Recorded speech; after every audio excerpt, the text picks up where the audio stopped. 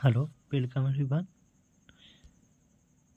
चलिए सब लोग आप जुड़ जाइए और लाइक शेयर करिए।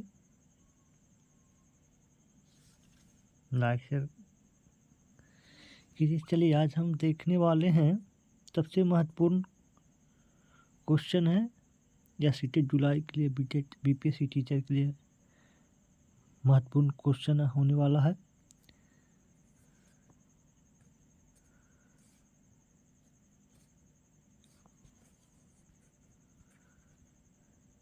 या बीपीएससी टीचर 4.1 के लिए भी हो है।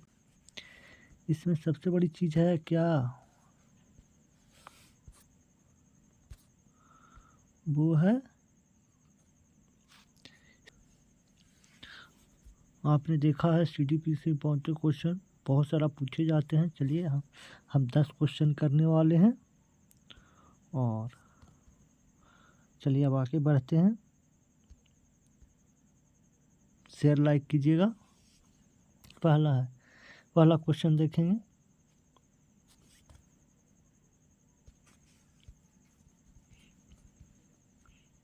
फर्स्ट क्वेश्चन देखिए।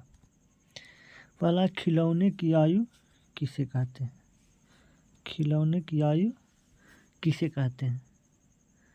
खिलौनों की आयु शैशवावस्था को कहते हैं। खिलौने की आयु किसे कहते हैं? शैशवावस्था को कहते हैं। और इसका कार्यकाल कितना होता है? 0 से 3 वर्ष। कितना होता है? 0 से 3 वर्ष। चलिए दूसरा क्वेश्चन है, खेलने की आयु किसे कहते हैं? खेलने की आयु किसे कहते हैं? खेलने की आयु किसे कहते हैं? बाल्यावस्था को। खेलने की आयु किसे कहते हैं? बाल्यावस्था को कहते हैं खेलने की आयु। यहाँ पे देखिए, बाल्यावस्था का कार्यकाल 3 से 12 वर्ष के लिए होते हैं। 3 वर्ष से लेकर 12 वर्ष। तीसरा क्वेश्चन देखेंगे, समूह बनाने की प्रवृत्ति पाई जाती है। बच्चों में समूह बनाने की प्रवृत्ति किस अवस्था में पाई जाती है? तो कौन सा अवस्था होगा? बाल्यावस्था। चौथा क्वेश्चन देखिएगा, दूसरों पर निर्भरता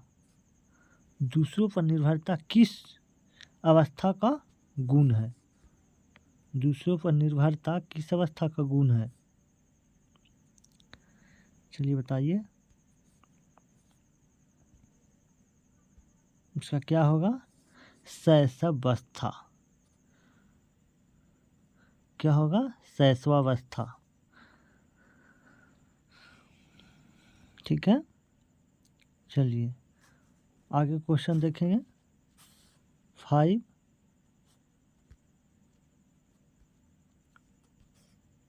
चलिए 5 क्वेश्चन देखेंगे। 5 क्वेश्चन है, शैशवावस्था की अवधि। शैशवावस्था की अवधि क्या होगा? तो जन्म से 3 वर्ष हमने ऊपर देखा था। चलिए छठा क्वेश्चन करेंगे, दूध की दांत की संख्या कितनी होती है? बच्चों में दूध की दांत की संख्या कितनी होती है? चलिए फटाफट बताइएगा। चलिए इसमें है कितना? 20। कितना होगा? 20। चलिए 7वां क्वेश्चन देखेंगे, शैक्षिक दृष्टि से बाल विकास की अवस्थाएं कितनी? शैक्षिक दृष्टि से बाल विकास की अवस्थाएं कितने हैं और कौन कौन हैं?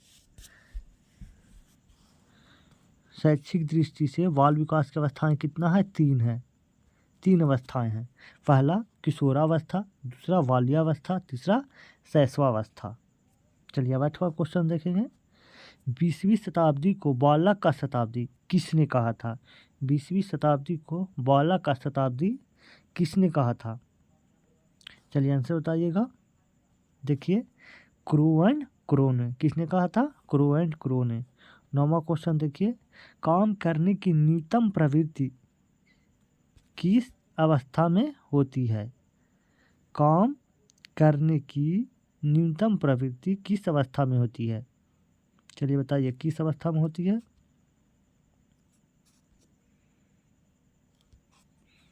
बाल्यावस्था। किस अवस्था? बाल्यावस्था।